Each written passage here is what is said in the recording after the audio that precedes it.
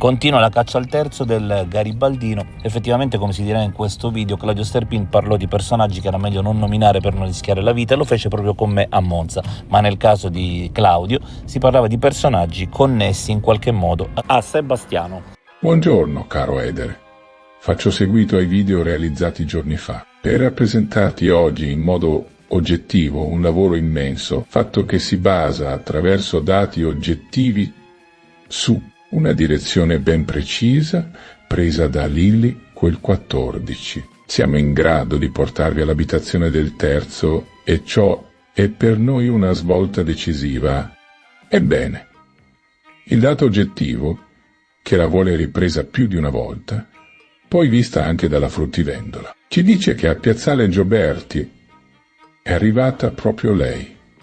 Il grandangolo distorce le dimensioni e ciò vi porta al dubbio che sia lei. Il passo motorio è di Lilly, solo che fino a Piazzale Gioberti camminava a passo normale, salvo poi accelerare solo sulle strisce pedonali a fretta, e capisce che deve affrettarsi. A questo punto i dati sono oggettivi e vogliono Lilly essere arrivata ivi in meno di 10 minuti. Lei ha già detto a Claudio che perderà poco tempo e poi gli spiegherà qualcosa che al telefono non ha voluto. E dire, il dato oggettivo è duplice qui. Si tratta su qualcosa di intimo e privato, che al telefono non va detto. Inoltre, è una cosa veloce tanto che dice a Claudio che farà presto alle 9, dovrà essere alla Wind e poi, finito rientra. Altri dato oggettivo, ovvero se sostituisco il posto Wind con un altro in zona io ottengo lo stesso percorso, da fare con lo stesso tempo impiegato.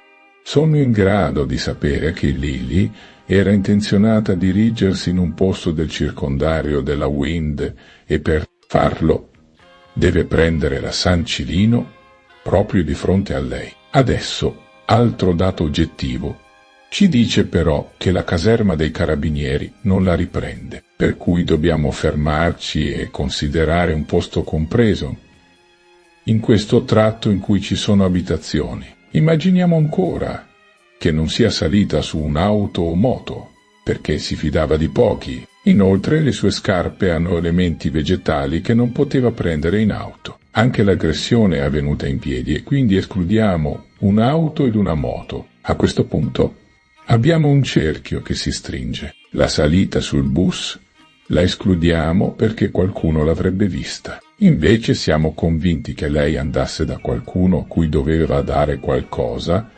conosceva l'abitazione, aveva anche la chiave di accesso. Abbiamo già detto che le chiavi sono state prese dal terzo perché queste offrivano il collegamento con lui. Per questo non sono state lasciate nella sua borsa. Attenzione, adesso vi chiediamo di prestare la massima attenzione, perché direte senza telefoni, e perché senza telefoni. Documenti, ebbene se vai per un tocca e fuggi in un posto per pochi minuti, casa privata, non ti porti ciò. Per questo lascia casa, ma non quel qualcosa che deve dare al terzo. Sono contanti per noi. Lilly, senza nulla dire a Claudio, decide di portare qualcosa al terzo. Il dato oggettivo è chiaro che qui si tratta di una cosa intima che non può riferire al telefono. Quindi è cosa delicata ed a tratti segreta, misteriosa, non divulgabile, se non a cosa fatta. Quando giunge dal terzo che non ha contattato, dato oggettivo, nulla c'è sul telefono. Quel terzo avvia un dialogo. Lilly gli spiega che quel che darà pone fine ad un discorso. Il terzo non ci sta, la aggredisce. Possiamo pensare che Lilly possa aver detto che sarebbe andata dalle forze dell'ordine, ovvero che fosse l'ultima volta che lo aiutava. Il terzo non ci ha visto più e le mette le mani addosso. È Lilly che cerca il terzo, senza aver telefonato, senza avviso. Sa dove abita e dà le chiavi. Si tratta di un'abitazione compresa, tra Gioberti e la caserma Carabinieri, a portata di mano, lungo il tragitto Wind, e un tocca e fuggi veloce, lei pensa di saper gestire la cosa. Il fatto come dato oggettivo ci dice che non fosse qualcosa di buono, perché se no ne avrebbe parlato a Claudio e non lo fa. Gli racconta una bugia, invece, e gli dirà che ne parleranno dopo. Cioè, avete capito cos'è?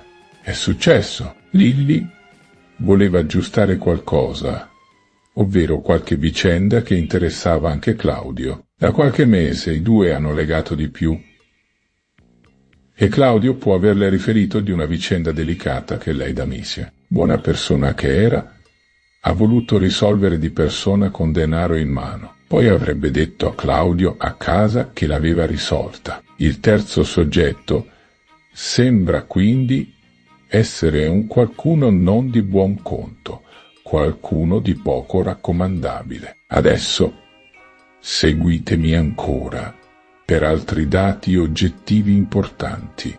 Lily ha le chiavi di questa abitazione. Tale era stata presa da questo terzo. Lei però ha mantenuto le chiavi, le userà per incontrarlo. Il terzo capisce lì che quelle chiavi lo inchiodano e le fa sparire, perché in quelle di riserva non c'è quella, che apre la porta della sua abitazione quando Claudio dice che lei è morta per salvare lui. Ha espressamente detto: cosa è successo? Ancora non l'avete capito. Noi da un pezzo. Tutto quello che segue con Sebastiano, che dice è stato un incidente, si riferisce al fatto che Sebastiano è venuto a sapere di quanto successo e che il terzo non volesse uccidere intenzionalmente Lilli. Lilli, a seguito dell'aggressione di quell'iniziale soffocarla, ha poi sbattuto la testa per terra ed è morta. La cosa è sfuggita di mano, insomma. Il ritrovo del cadavere è poi frutto di una intermediazione sul farla ritrovare. Nulla di diverso. Saranno altri che faranno il lavoro di staging e di trasporto usando più di un sacco di trasporto per questo? Non ci sono impronte sui sacchi, se non una parziale di un guanto. Quindi appare chiaro che Sebastiano abbia saputo cosa fosse successo perché qualcuno di presenza gli ha riferito. Per questo lui decide di crearsi un alibi usando la GoPro e facendo i montaggi che già abbiamo smascherato. Lui ben sa che in questi casi si incolpa subito il marito, ma lui non c'entra con la morte della moglie. Tutti, come il terzo ha programmato, pensate solo a Sebastiano perché lui si contraddice e perché scompare nel laboratorio, ovvero perché si crea l'alibi con la GoPro, ma ciò facendo vi allontanate dal dato oggettivo. Noi riteniamo che sia Claudio a sapere cosa sia successo e che gli convenga dare addosso a Sebastiano per salvare i suoi figli. Claudio stesso lo ha detto. Non vi ricordate? Disse: devo pensare ai miei figli e non dirò nulla neppure sotto tortura, e non si riferiva a Sebastiano di Fener. Certo, Lilli ha voluto usare il suo potere economico per risolvere qualcosa con il terzo che coinvolge Claudio e tutti i dati oggettivi ci portano a ciò. Claudio non entra alla Wind, si preoccupa eccessivamente e andrà pure presso l'abitazione di via Verrocchio. Non entra alla Wind perché nessuno dice di averlo visto. Lui crede che Lilli a quel punto gli abbia mentito ed abbia cercato un'interazione con il terzo. E Claudio capisce e ci offre la prova finale di uno che ha compreso il pericolo. Sono solo le 10 circa e la sua preoccupazione è troppo particolare per chi attende a casa come ogni martedì. Lilli. Lui ha già saputo da Lilli che perdeva tempo, Perché allora si impaurisce così tanto? Se non perché sa che Lily può aver fatto qualcosa a suo favore come il terzo una buona persona. I dati oggettivi ancora una volta ci portano ad una vicenda dal movente economico. Tanti soldi a disposizione di Lily, soldi che facevano gola, i conti bancari spariti, qualcuno che entra in casa di Lily usando le chiavi. Lily che ancor prima cerca il terzo per offrirgli qualcosa. In questi casi si tratta di un evidente omicidio di prossimità, ovvero molto vicino all'abitato di Lily, al di là di quel piazzale Gioberti, come abbiamo oggi localizzato. Non ci stupisce quindi che sia andata così, ma ci stupisce del perché non si indaghi compiutamente su tale ipotesi e su tali dati oggettivi che ivi ci portano. Non si scappa, non può essere andata in altro modo. Non ci stupisce nemmeno che il terzo abbia in sua disponibilità una cantina, ovvero un seminterrato, ove la temperatura sia rimasta molto bassa, vicino allo zero, permettendo l'arresto della decomposizione cadaverica. Lily, poi trasportata solo 48 ore prima del suo ritrovo lì, dove venne trovata. Ecco dati.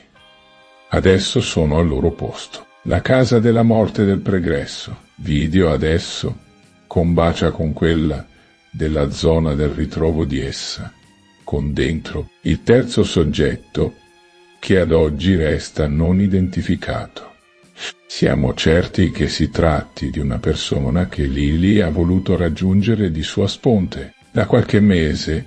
Lily, ed è un dato oggettivo, era oltre che preoccupata, costante nel prelevare del denaro. Eppure lei pagava quasi tutto con la carta di credito, tra cui affitto, vestiario, utenze, tutto lascia pensare, data l'entità del prelievo di circa 300 o 400 euro, che lei aiutasse qualcuno per un motivo preciso e che ciò fosse collegato a Claudio, perché ciò si verifica negli ultimi mesi dell'anno, quando loro strinsero di più, quando si parlò di questo terzo, tanto che Claudio dirà che lei si interessò della vicenda a favore suo per salvare lui. Lei, per atto di amore e di altruismo, si sostituisce a lui e prova la mediazione, ma in segreto. Nessuno saprà di ciò. Nessuno, fino a quel giorno del 14 dicembre. Per questo l'indagine è partita male e senza una testimonianza che potesse subito indirizzare gli inquirenti sulla pista del terzo soggetto misterioso. Il terzo ha saputo che Lily avesse molto denaro in casa. Sebastiano stesso dice che erano invidiati, ma lui dice anche che Lily era diversa da qualche mese.